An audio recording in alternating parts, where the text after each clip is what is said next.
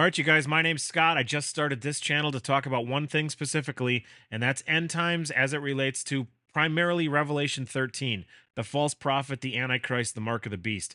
I'm going to tell you guys some things that you had no idea about, so stay tuned and let's get into this.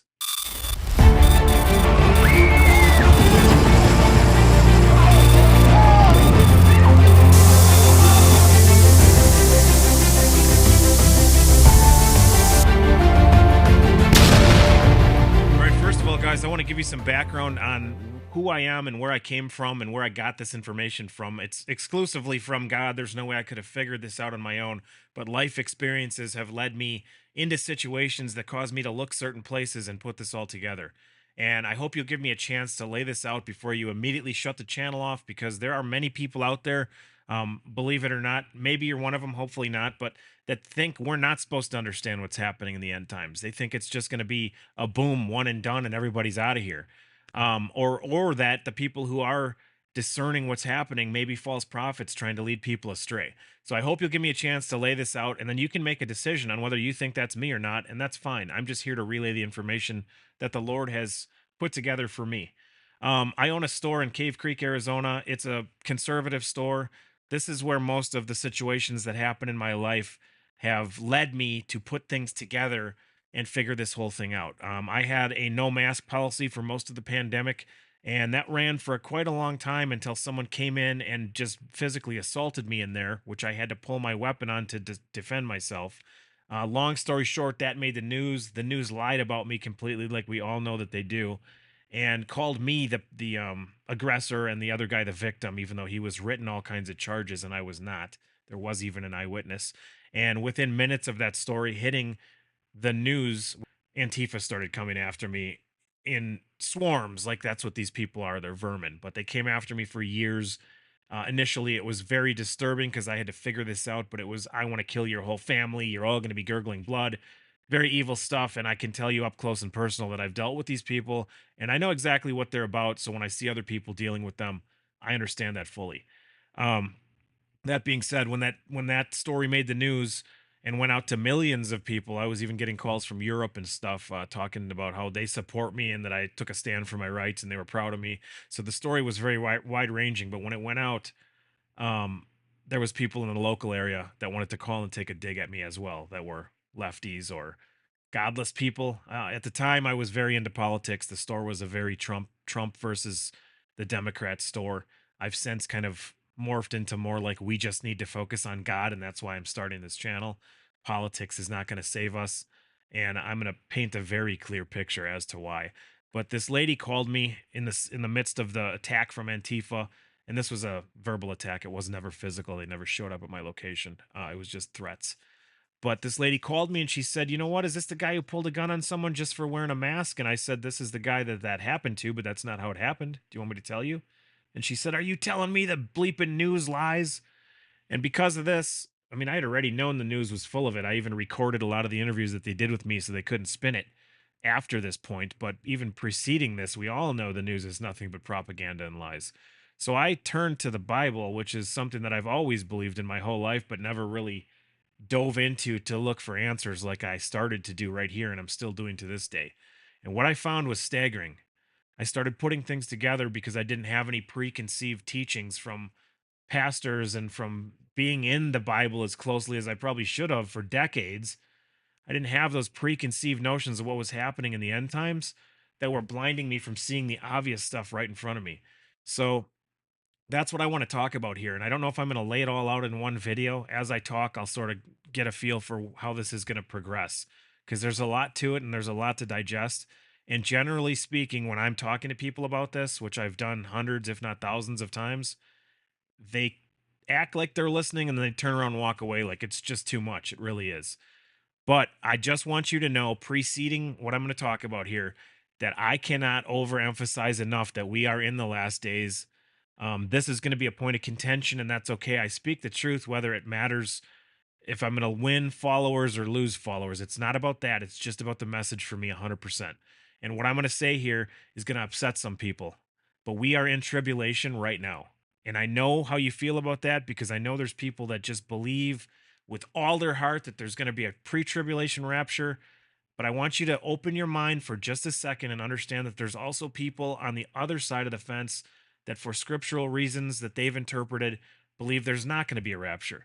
So I'm not going to take a case either way. I do have my own belief. It has sort of changed over time, but I'm not going to take a stance on this either way because it's very unimportant to the actual ending of the Bible and where we will all end up at some point in time.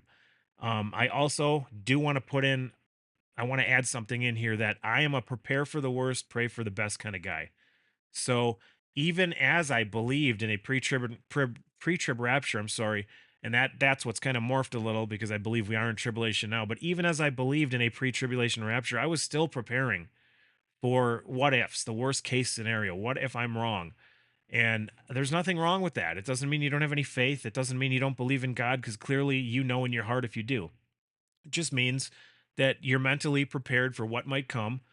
In which case, if you are wrong and you bought a bunch of food and prep and all this stuff that you focused on to be prepared for the worst, if you are wrong and you're raptured, hey, great bonus, right?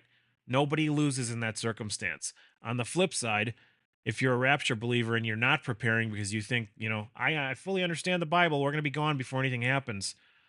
I'm going to make an argument that we're in tribulation right now, so you're already wrong on that part of it. And could you be wrong on the future part of your belief as well? It's just it makes sense more to prepare for the worst and plan for the best. And I hope you guys feel that coming from a place of love. It's not I'm not judging you. This is just my perspective on things, and I hope you'll take it into consideration because you can't go wrong with that philosophy. Now, to defend my stance a little bit that we're in tribulation right now, I will say a few things. Matthew 24 talks about how in the last days, the coming of the Son of Man will be like the days of Noah. And it goes on to say that people will be eating and drinking, marrying and giving in marriage right up until the day of the flood. And this is talking, that's a chapter specifically about end times, and this is talking about tribulation. This is right up before the coming of the Son of Man. So, whether you believe in the rapture or whether you believe there is no rapture, the coming of the Son of Man is when Jesus comes, and they're referring to the signs and everything that's going on up to that point. People will be carrying on with their lives as if there's nothing going on. So I've heard a lot of arguments of people saying, "Well, I just went to McDonald's in the drive-through and got a hamburger." I was at my kid's soccer game watching them play soccer. I just got my nails done and I was sitting in the chair listening to music. It didn't seem like the tribulation, there weren't fireballs coming down from heaven and the mountains weren't collapsing into the sea. And I understand that. I totally get that. But there are stories of the worst things the world has ever seen to this point going on all around the globe. One here, one there. You put them all together, and it's pretty epic. I don't know if you guys understand, but psychologically is a huge factor in the tribulation too. Psychological things, and we've been living in a time where there are just like cartoony caricature things going on that are just on the surface clown world. In fact, people call it clown world. I'm talking about the breakdancer in the Olympics that was just a goofball. You watch this routine and you're like, are you kidding me? This is the Olympics. Planes are falling out of the sky. People are falling over on TV dead from whatever that might be. That's a wink so they don't censor me. I think we all know what it is.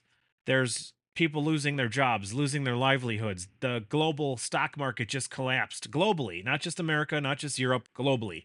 It was a blip for one day, and I'm going to talk about that more, but that is actually a huge sign of what's to come.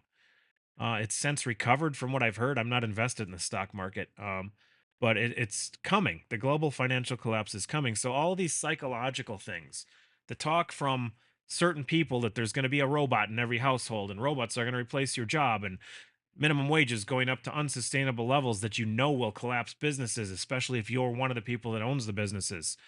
Food prices higher than you could ever imagine. You can barely afford it between food, gas, energy costs at your home. This is all insurmountable stuff when you put it together, and it's making people feel like it's the worst time they've ever lived, and that the whole world has never seen this type of an economic environment. Okay, so I want to say that as a bit of evidence that we are in tribulation. I'm not saying this is as bad as it's going to get. I'm not saying that the stuff that's written in the Bible about the 100 pound balls of hail and mountains collapsing into the sea, I'm not saying that's not going to happen. We're not there yet. We're just getting started, but this is tribulation. So take that into consideration. I think I'm going to save what I was going to say for my next video because this is a lot that I've already given you guys. And what I'm about to talk about on the upcoming videos is there's no words to describe it. You haven't heard it from anybody else. I'll give you bits and pieces because it's so big, it's so heavy, but it's going to have an impact on everything and every one of our futures that is here during this time. And I want to put it out there as a warning, not to be scared, to be prepared. But my main goal and the main reason I'm sharing all of this is because I think God put it on me to share it so that we can save the people that aren't saved. Because I'm going to show you guys things that prove that the Bible is absolute truth, even to someone who thinks that God is a fairy tale and that the Bible is a fairy tale. The strongest atheist you've ever met in your life will look at what I'm going to show you guys if they let me post this online, and they will go, wow, I'm wrong. And I've been wrong all my life. So I hope you guys will stay tuned. I hope you'll subscribe to the channel. I hope most importantly that you will share this message with someone else because I guarantee you, I know in my line of what I do for work that social media is not going to let this message spread because I do similar things for work and I can't post anything. I can't, I can't even comment on a lot of posts. They'll just block what I want to say. So I hope you guys will help me out in sharing this and just watch up until the point where you think I'm a joke. I'm totally fine with that. I'm not trying to build anything for myself here. I'm never going to ask you for a dime. There's no motivation here in anything that will benefit me. This is only to give you guys information and ultimately to save people for Jesus Christ, our Savior who died on the cross for us to save us from our sins. And I want you to see that and only that as your only salvation. There's no one else coming to save you. In fact, the people you think are saving you are the ones that are going to do the most damage. So stay tuned. God bless. Thank you guys for watching this one. Please share.